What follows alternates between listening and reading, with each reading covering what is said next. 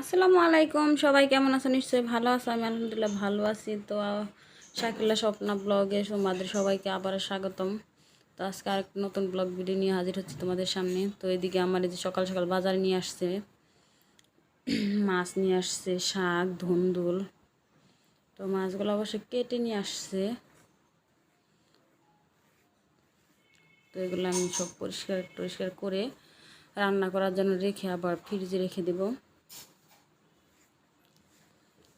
এদিকে আমি মাছগুলো কিন্তু ক্লিন করে নিয়েছি, সবগুলো মাছ আমার ক্লিন করা শেষ। তো এইগুলো এখন আমি ফ্রিজে রেখে দেব, আর যেগুলো খাবার ওগুলা রেখে দেব আর কি, খাবার জন্য, আজকে রান্না করার জন্য। ওইদিকে আমি রান্নার কাজ সব করতেছি, আর আমার ছেলে মেয়ে যেদিকে খেলাধুলা করে।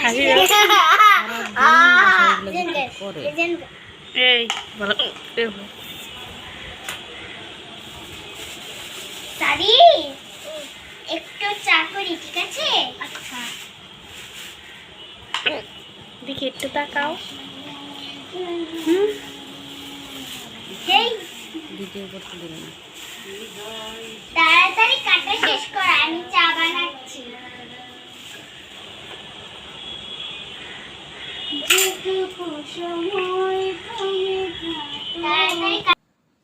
আর যদি ছোটো মেয়েটা স্কুল যায় তো ছেলেটা তো আরও দুষ্টুমি বেড়ে যায়, তো আমার কাজ করাও কষ্ট হয়ে যায়।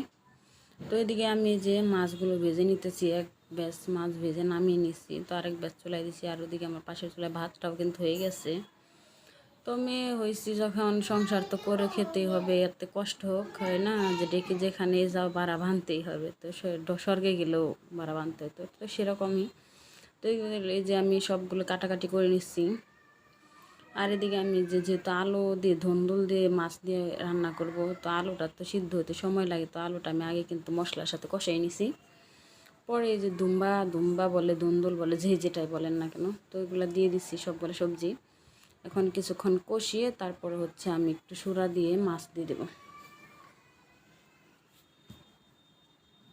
তো আসলে আমি নিয়মিত ভিডিও দিতে পারতেছি না, যে কোনো কারণবশত হোক, মনটা ভালো না, মানে অনেক দিক দেয়, অনেক সমস্যার কারণেই নিয়মিত ভিডিও দিতে পারতেছি না। তো ইনশাল্লাহ সামনে আমি নিয়মিত ভিডিও দেওয়ার চেষ্টা করব।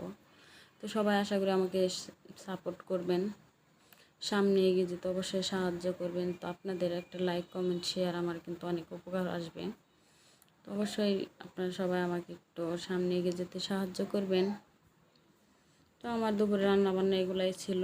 তো বিকেলের দিকে একটু ভাবলাম অনেক দিন পর একটু দুধ চা খাই, তো এই যে দুধ চা বানিয়ে নিছি।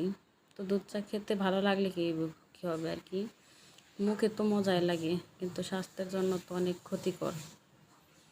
তো যারা শুকনা মানুষ তাদের জন্য ক্ষতি না, আর যারা একটু হেলদি তাদের জন্য তো ক্ষতি। তো রং চাটা খাই, কিন্তু দুধ চাটা অ্যাভয়েড করার চেষ্টা করি। তো আজকে খাইলাম, ভালোই লাগলো। তো সবাই ভালো থাকবেন, আজকের মতো বিদায় নিচ্ছি, আল্লাহ হাফেজ।